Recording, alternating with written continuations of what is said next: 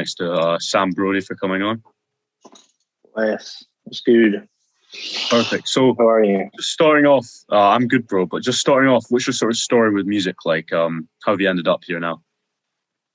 Right, so I started rapping when I was like 12, 13. Just like on a laptop on like Skype. You know what Skype is, right? Back in the day. Yeah, fucking like me and my friends would like sit on the laptop speaker and like rap over YouTube beats and like screen record it, put it on YouTube and shit. But I never started releasing music until like 2018, under like my name and shit. And then so rapping for like how many years is that? 7 years, I think, pretty much. And then I started producing in like 2017 because like all the YouTube beats, I hated them. I was like, fuck that shit. I'm just gonna make my own ones. And then that's where I'm at, I guess. Oh fuck, voice crack. There you go. So going to like YouTube beats, do you think it's worth artists learning how to make beats? Definitely, bro. Yeah. 100%. Like just the self-sufficiency of it, you know? Because I don't know. You're paying like what, an album like 200, 300 for the releases or something? Mm-hmm. Like how many songs are in an album? Like 10, right? So that's like 300 right there. If it's like 30 at least, right? That's just ridiculous. Like most independent artists won't make 300 back on the streams. You know what I'm saying? Yeah. So 100%. Just the self-sufficiency of it is like just alone is like way worth it. And then it's like the sound of it is like going to be way more you know, rather than like Polo G type beat or Juice WRLD type beat. It's like, it's you know, 100%. It's not like a tight beat, you know? How long did it take you to get to the point where you were like comfortable using your own beats and songs and had the quality? Damn, good question. I like these already. Like ages, so long. Yeah, you know?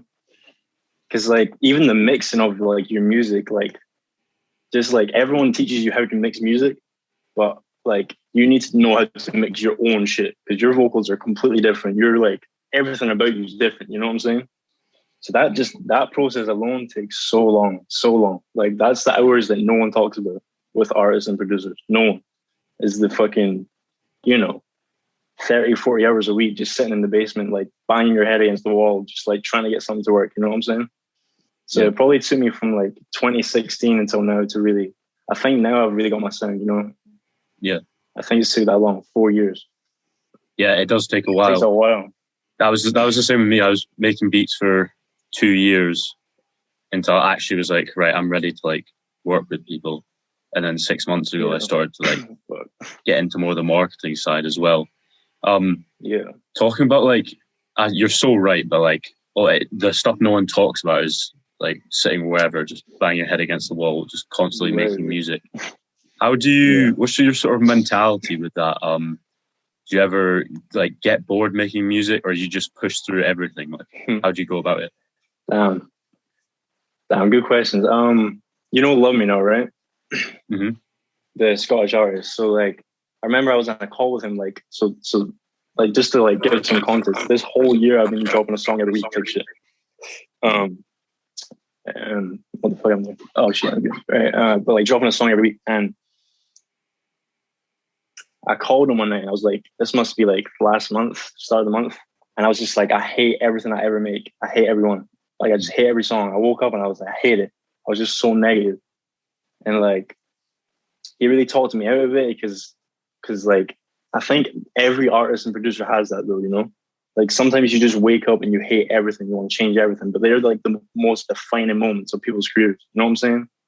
Because after that, like, I just sat and like really explained everything to him. I was like, I hate this. I want to make music like this person, or boom, boom, boom. But, getting past that point, like, is crucial for your like development. But is music boring sometimes for me? Like, I don't think it will ever get boring because after a few days, even if I hate my music, I'll like, there's an urge to come back to it, you know what I'm saying? I feel like everyone who really cares about this shit will always come back to it, no matter what. Even if they're like 80. Like when I'm 80, I can still see myself like making music. But like not release the shit. You know what I'm saying? Yeah. I don't know. That's how I see it. No, that's fair. Like a lot of people I speak to who like give up for like a year, 2 years, they're like, right, I'm done with this shit. I'm never doing it again. It's a lot harder than people think to actually like step away. Like once you started it, it's kind of an addiction. In my opinion, like stop.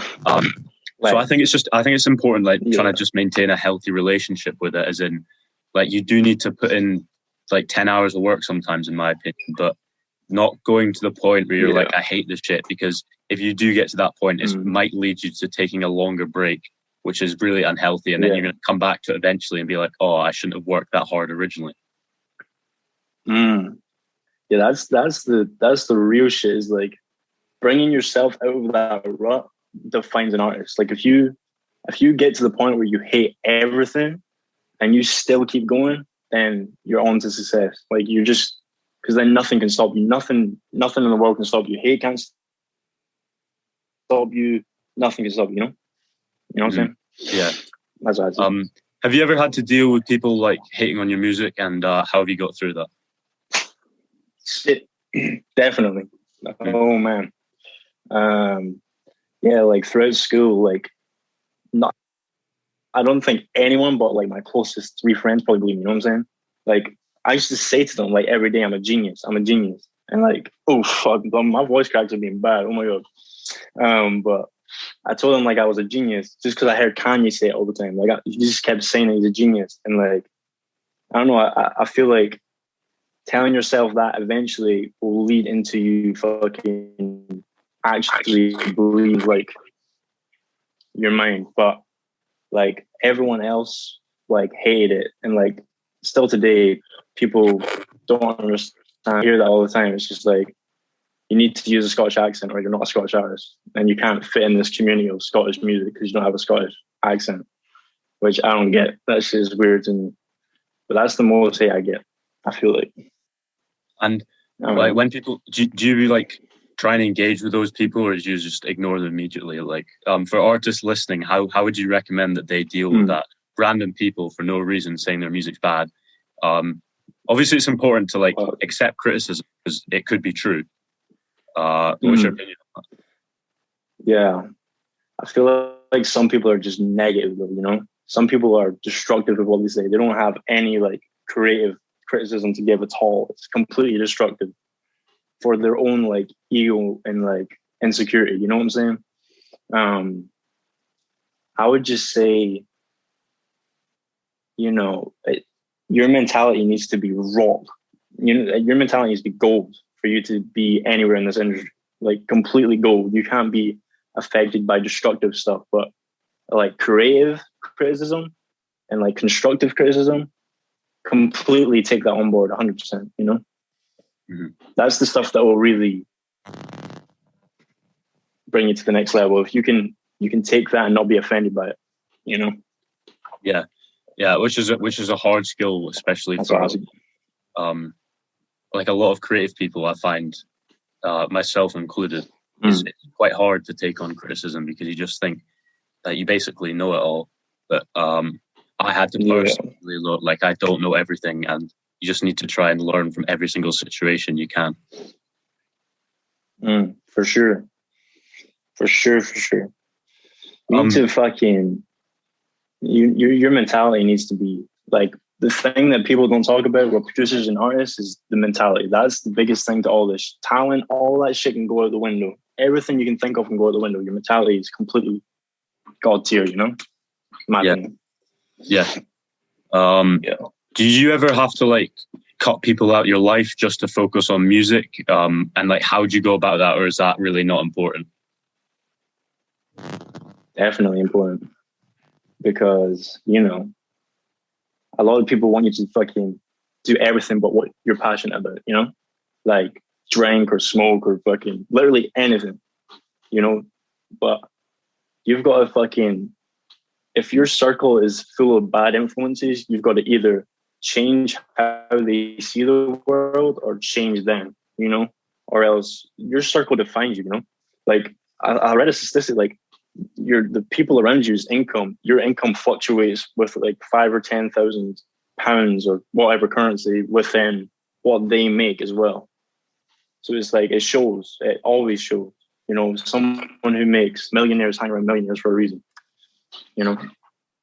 I feel like there's a lot of people listening, and like people very close to them don't believe in their music, family members or like their close friends. What would you say to them? Like someone listening right now, their parents don't believe in their music. What would you say to them right now? Shit. I feel like I'm not at a point to really give that advice, but I'll give it my best. Like, fuck. Don't listen to them. Fuck them. 100%. You've got to fucking. If you live your whole life concerned about what your parents think of you or how they're gonna dictate your life, then you'll just die unhappy. That's all. You can be whatever you want to be. Whatever you ever wanted in your life, you can be 100%. You just got to fucking wake up and decide that's it and have a plan, you know? No one else can decide this shit for you. I'd say fuck them 100%. Just go for it. And when you go for it, don't half go for it. A lot of people half go for it. You've got to plan this shit, set it up, and go for it. That's like key to everything. Key. The plan, you know? Yeah. How do you go about making a plan? Oh shit. You got me? Oh shit, it was a big lag. How do I go? Yeah, so what's your plan look like? How do you go about making a plan? Yeah. Do you want me to tell you my plan? Let me see. Yeah. So the entire year of 2019, I probably made like 200 songs, and like 300 plus beats, and I released maybe 20 beats of them and like 10 songs. So I'm just sitting on this stockpile of like everything I ever need to become successful, but it's just time that's in the way now, you know? You've just got to the setup is so important to everything. Like everything you've ever seen, like when you see Kobe going ABC athlete, they've trained for their whole entire life. And it's the same with literally every single industry in the world. Like most people will like make a song, I don't know, like wait 4 weeks so they can upload it to Spotify for the editorial playlists, and like wait another 2 weeks for some artwork guy to do his artwork, and then wait all this time instead of being self-sufficient and just planning the whole thing out and like tackling it, you know? But for me, I was like, fuck that. I'm not gonna wait for anyone to do my artwork, my production, my music videos. Like everything you've ever seen from me has been directed, edited by me, music video wise. Like music has been produced, mixed, mastered. Everything you've ever seen from me has been completely at the hands of me. And like, that's how you have to set this shit up. You can't, you have to be completely self-sufficient. If you really want to make it, if you really want to have leverage when you go to like labels or anyone who can have a impact on your career, you need to be self-sufficient before you have them. You feel me? So how did you go about learning to do things like video editing? Just through YouTube videos, or what sort of stuff were you doing? Yeah, it's funny because there was this thing back in the day called like Call of Duty trick shotting. I don't know if you fucking know it. Yeah. Yeah. Well, I used to like edit like Black Ops 2 videos and shit, montages and shit when I was like 11 or 12 or 13, mad. 14. Yeah. Yeah. And like Vegas Pro and shit. Whilst I was like making the first drafts of my music. But I guess it just came in handy. Like obviously I learned it all through YouTube though. And like, yeah, YouTube completely free. Everything you ever need now is completely free. Like everything I've ever learned was completely free. Like mixing, mastering, producing, editing, artwork, everything free.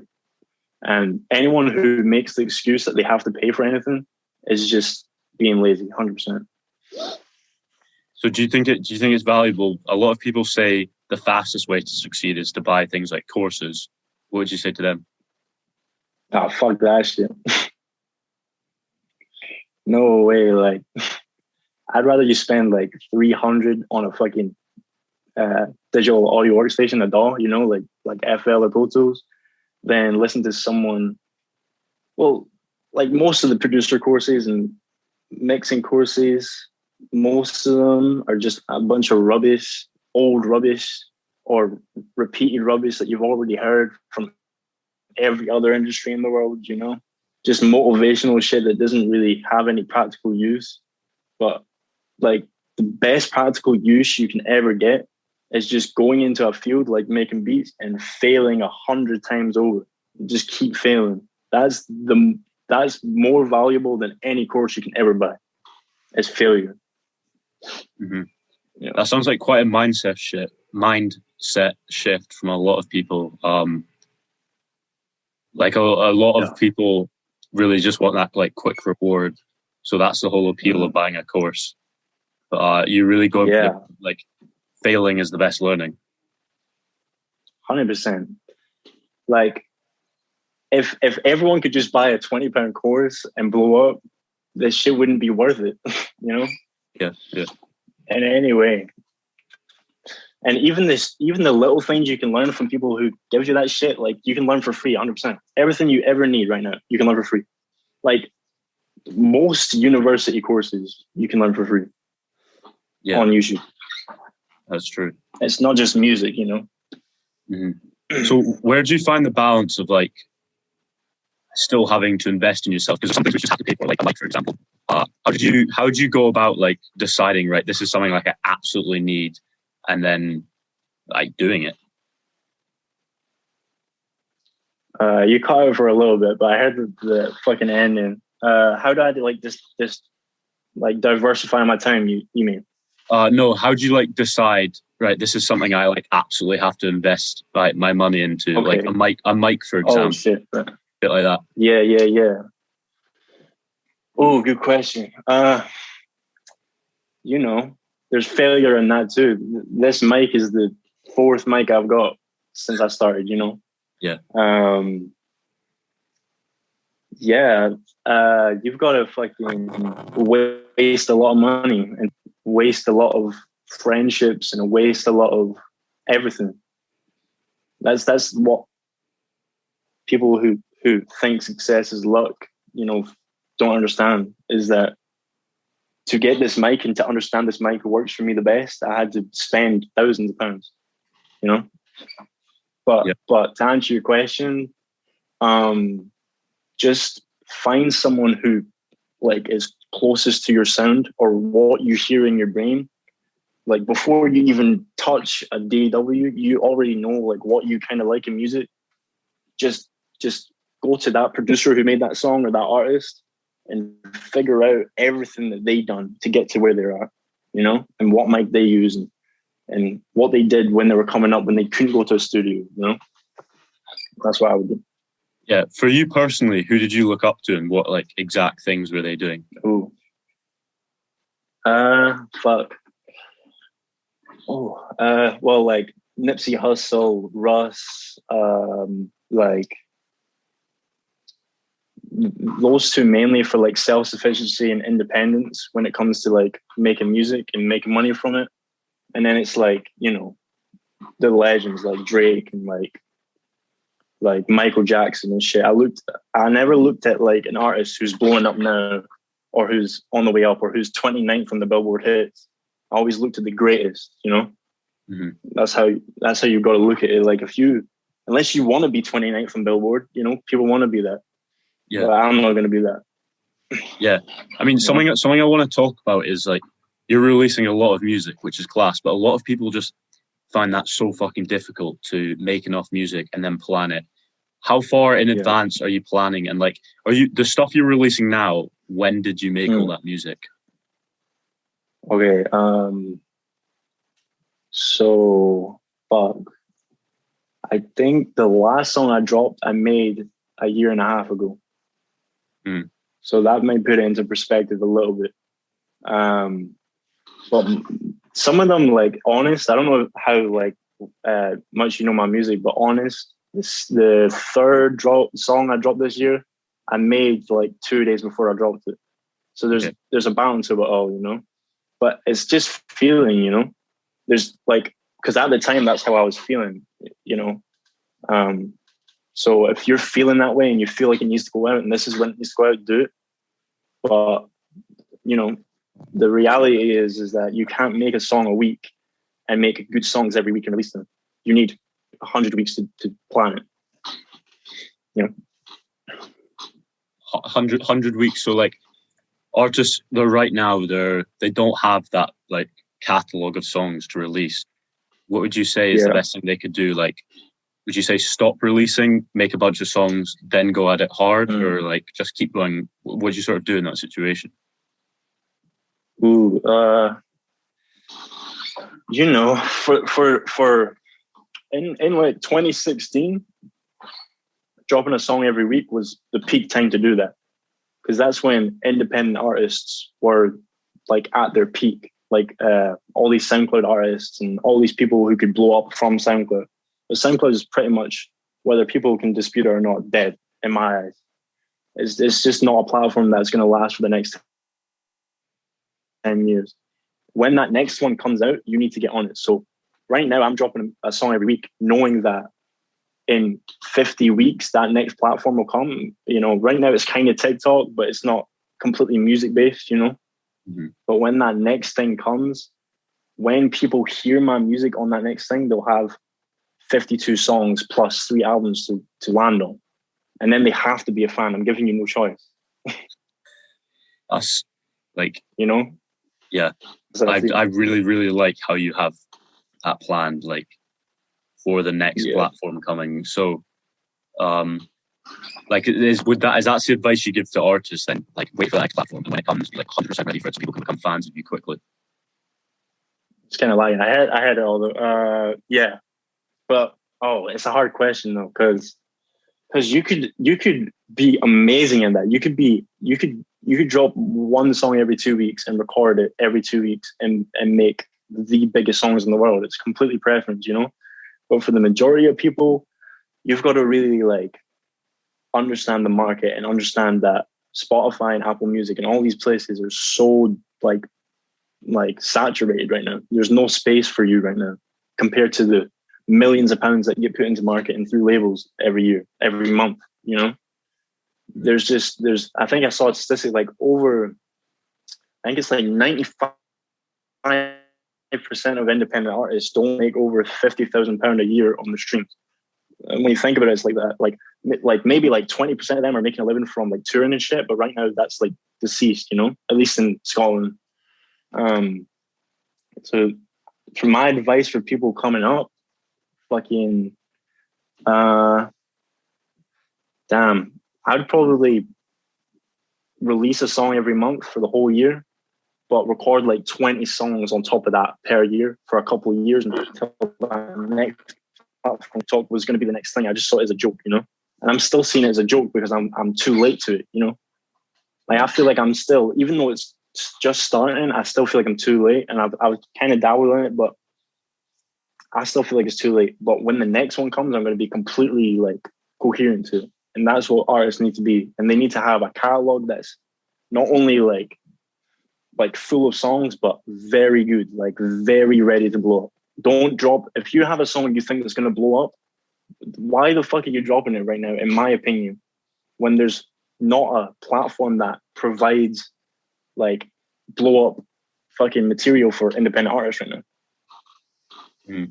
I mean, I definitely think there's still a huge opportunity on TikTok. Like, there's people blowing up on TikTok all the time. So it can be done, but you're actually right. Like, it was a lot easier a year ago on TikTok, but it's still very possible for a lot of people. Yeah. Yeah. No, you're right. Like, there's still a chance to like blow up on TikTok.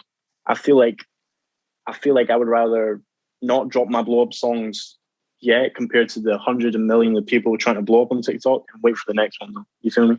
Yeah. Because I have like, not to cut you off, but it's cool. I genuinely believe, and the people around me believe, like I have probably a couple songs that are ready for me to blow up, and I'm like confident on that, because when you make like, I've made over 1,000 songs at least, like. And that's not even a joke. Like, people around me know that. Like, I'm in here like hustling. So it's like, I feel like at this point I know which ones are like way better than other ones. So I'm just waiting. That's what you gotta do. How many songs are you gonna? Actually, this is a thing I'm interested in. So if you do have like a song you like, right, 100%, this is the one, you release it and then it just flops. what do you do? Do you release it again, or do you just move on to the next thing?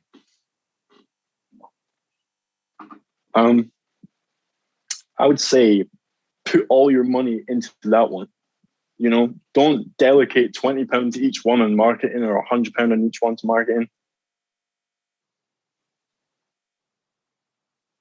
You know, dedicate the least one that's going to blow up and the one that you think is going to blow up. Save your whole time you're waiting for that next platform to come. Save as much money as you can and just ball out. Put it on your story every day. Message everyone. Like, if you genuinely believe that's the hit, you've got to make people believe it too. You know? Yeah. And going back to your music videos, what's your sort of process for that? To obviously you're doing it yourself, but a lot of people don't have that editing experience that you have. So if someone's listening and they can't, or they can't afford or they don't want to pay for a video, how would you just go about starting it? Can you just literally film it on your phone and edit it on your phone? Let me tell you a little story. A book that Russ wrote is called "It's All in Your Head." You need to. Everyone who's listening to this, please go read it. It's a really good book. And he says in it how he paid for a video director and editor to make a video for him, and he said it was going to take a month and a half for it to come back. And then Russ, a month in, was like, "Fuck that! I'm just going to go buy a camera right there." You know? Oh shit! I don't know if you can see it. But right there, I bought it. I was like, fuck that. I'm never paying for someone else to do it again. Maybe I will if they're better at it. But for the little ones, I'm going to do it myself. And then him and his friend Bugis just sat the whole night. Literally, you don't even need video editing software anymore. You can do it on your phone. If you're really dedicated to this shit, you really care about this shit, there's apps on your phone for free, apps on computers for free, websites even, if you don't want to download shit. You can do the same shit with now. There's no excuse. In my opinion, there's no excuse. Do it on your phone. Do it on literally anything you can if you're that dedicated to it, you know? That's what I see. But obviously there's way more value in saving money and then getting the best equipment to do it. But if that's all you have right now, you've got to just sacrifice everything for it. For artists listening, would you say it's worth it trying to get another? Can you hear me? Yeah, I hear you now. Yeah. Oh no, it's kind of lagging. Oh no. No, you're good. Right, okay. So for artists listening, would you say it's worth it, going getting other jobs and then having less time for music, but then you get that extra money to invest into music? Or is it best just to try and, as soon as you can, go all in, no job, just music? Where's the balance? Yeah. You've got to decide what you decide what you really want. The thing that you really want is probably the hardest thing. So the thing that you really want is probably going to take the longest. But there's probably things you can do that fit under that niche. For me, I do Spotify playlists and I build them with Facebook ads and I sell spots in them. That's how I make a little bit of money that way. And then I'm signed to a production deal under a company called The Beat Hustle. And then the owner of that company is the main A&R at Shady Records. And I know him personally. Mm-hmm. And that all came from me emailing people 100 beats a day because I wasn't going to go get a job. I was like, no, fuck that. You know, I need to be 100% self-sufficient to completely focus on this shit if I really want it to happen. And a lot of people will make excuses and beat around the bush on how they can't save money or how they can't fucking find money to invest in themselves. But if you really want it, if you genuinely do want it, you'll find a way. There's so many ways to make money on music. There's a billion plus, way plus that, pound industry. You've just got to find a tiny piece of that pie to be self-sufficient. And then once you're self-sufficient enough to just live, but if you want to work a job to supply for that self-sufficiency, to then become self-sufficient, to work on that main goal, yeah, you got to do it. You got to do whatever you need to do to become what you want. You got to sacrifice everything. Yeah, definitely. Something that sounded quite interesting was the playlist curating. So I don't know many artists who do that. How would you, for people listening, how would you start that? And would you say it's worth it just for artists to start now? I think I heard most of that. So, you know, I put a lot of money into it. I put a lot of the money I've saved into it to make more money. But the main reason why I do that is because I feel like it's just everything in my life. I don't want to pay £30 a month to get on someone's playlist, to know if it's real or not, and then to get fake streams. And if they are real, it's like not really what you want because it's not real fans. I'd rather just be completely self-sufficient in everything I possibly can. You know, if these speakers here, you can't see them, but if these speakers here were like way too much money, or the only people who could get them were people in studios, I would fucking try and make them myself. And that's the mindset artists need to get to really, you know, become anything, stand out. You need to completely stand out for a label or for something.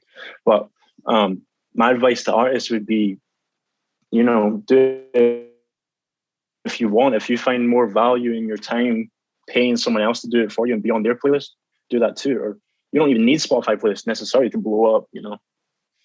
It's just a way. Yeah. Sort of coming to the end, I always like to ask, what are your top 3 mistakes that you see artists making at the moment? Top 3 mistakes. Yeah. Oh shit, good question. You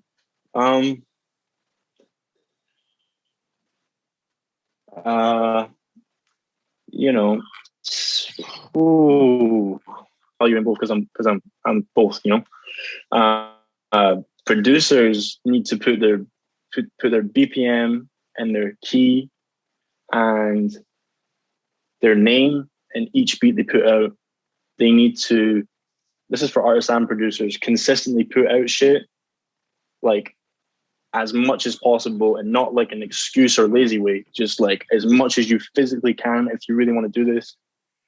Another mistake would be probably like